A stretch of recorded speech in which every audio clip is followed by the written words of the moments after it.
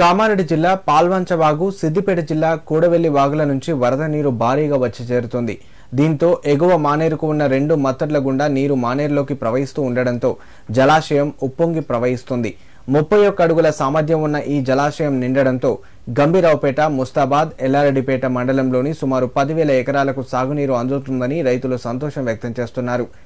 Maneru project ఉప్పొంగి ప్రవహిస్తుండడంతో జిల్లా కలెక్టర్తో పాటు ఉన్నతాధికారులు పరిశీలించి క్షేత్రస్థాయి అధికారులకు పలు సూచనలు చేశారు. మరోవైపు మానేరు ఉధృతంగా ప్రవహిస్తున్న నేపథ్యంలో గంభీరావుపేట, లింగన్నపేట గ్రామాల మధ్య రోడ్డు నీట మునిగి రాకపోకలు నిలిచిపోయాయి.